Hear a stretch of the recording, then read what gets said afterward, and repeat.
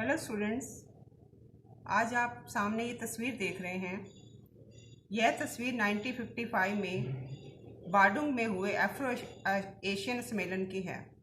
इसमें जवाहरलाल नेहरू के साथ घाना के अनुकुरमा, मिस्र के नासिर, इंडोनेशिया के सुकर्नो और यूगोस्लाविया के टीटो दिखाई दे रहे हैं।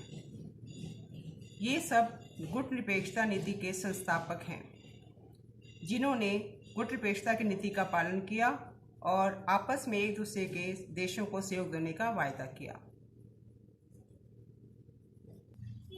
इसी संदर्भ में हम 12th क्लास के पॉलिटिकल साइंस के चैप्टर 4 भारत के विदेशी संबंध को पढ़ने जा रहे हैं। इसमें हम अंतर्राष्ट्रीय संदर्भ, गुट निरपेक्षता की नीति और दुनिया जो है दो खेमों में बटी थी, यूएसए और यूएसएसआर, और भारत ने किसी भी खेमे में शामिल ना होकर गुट निरपेक्षता नीति को अपनाया था, इसके विषय में पढ़ेंगे। स्टूडेंट्स, भारत बड़ी विकट और चुनौतीपूर्ण अंतर्राष्ट्रीय परिस्थितियों में आज़ाद हुआ था। दुनिया महायुद्ध की तबाही से भी बाहर निकली थी और उसके सामने पुनर्निर्माण का सवाल प्रमुख था। नए देशों के सामने लोकतंत्र कायम करने और अपनी जनता की भलाई करने की दोहरी चुनौती थी। जब देश आज़ाद हुआ, जो भी नए देश आज़ाद हुए, उपनिवेशवाद से आज़ाद हुए थे, उनके सामने लोकतंत्र कायम करने और जनता की भलाई करने की दोहरी चुनौती थी। बंटवारे के कारण अलग से दबाव पैदा हुए थे और गरीबी मिटाने का काम सामने मुंह बाए खड़ा था।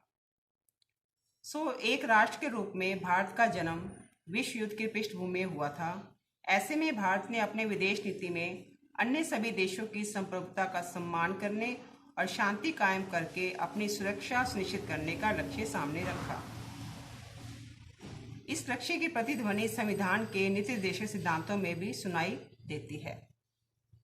देखेंगे, दूसरे विश्व युद्ध के तुरंत बाद के दौर में अनेक विकासशील देशों ने ताकतवर देशों की मर्जी को ध्यान में रखकर अपनी विदेश नीति अपनाई थी, क्योंकि इन देशों से उन्हें अनुदान और कर्ज मिल रहा था।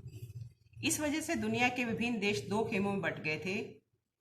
एक खेमा संयुक्त राज्य अमेरिका का था और उसके समर्थक देशों के प्रभाव में रहा, तो दूसरा खेमा सोवियत संघ के प्रभाव में रहा।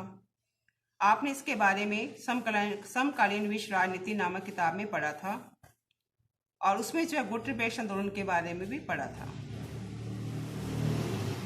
शीत युद्ध के बाद अंतर्राष्ट्रीय संबंधों का संदर्भ पूरी तरह से बदल गया था। बहरहाल, जब भारत आज़ाद हुआ तो वह अपनी विदेश नीति तैयार कर रहा था।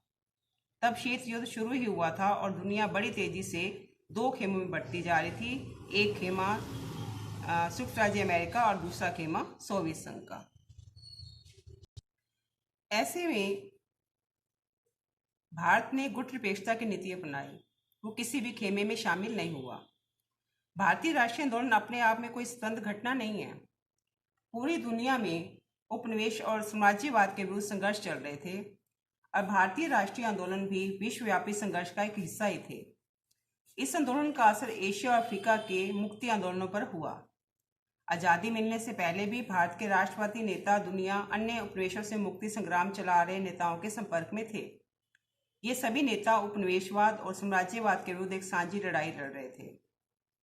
नेताजी सुभाष चंद्र बोस ने दूसरे विश्व युद्ध के दौरान इंडियन नेशनल आर्मी INA का गठन किया। इससे साफ साफ जाहिर होता है कि स्वतंत्रता आंदोलन के दौरान भारत के संबंध विदेश में रह रहे भारतीयों से बन चुके थे। किसी राष्ट्र की विदेश नीति से उसके अंदरूनी और बाहरी सरोकारों की झलक मिल जाती है। अगर हमें किसी देश के बारे में जानना है तो उसकी झलक किसी भी राष्ट्र की विदेश नीति से मिल जाती है। भारत का स्वतंत्रता आंदोलन जिन उदार विचारों से प्रेरित था, उसका असर भारत की विदेश नीति पर भी पड़ा था। बहरहाल, भारत को जिस वक्त आज़ादी हासिल हुई थी, उस समय शीत युद्ध का दौर भी शुरू हो चुका था और शीत युद्ध के दौर में दुनिया के देश दो खेमों में बंट रहे थे। एक खेमा किसका था? संयुक्त राज्य अमेरिका का, और दूसरा सोवियत संघ का। तो दोनों खेमों के बीच विश्व स्तर पर आर्थिक, राजनीतिक और सैन्य टकराव भी जारी था। इसी दौर में संयुक्त राष्ट्र संघ भी अस्तित्व में आया, परमाणु हथियारों का निर्माण भी शुरू हुआ और चीन में कम्युनिस्ट शासन की स्थापना भी हुई। अनौपनिवेशीकरण की प्रक्रिया भी इसी दौर में आरंभ हो गई थी। भारत के नेताओं को अपने राष्ट्रीय हित इसी संदर्भ के दायरे में साधने थे।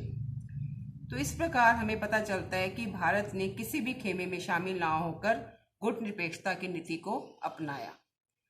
आगे हम पढ़ेंगे कि इसमें जवाहरलाल नेहरू की क्या भूमिका रही और दो खेमों से दूरी क्या रही। Thank you.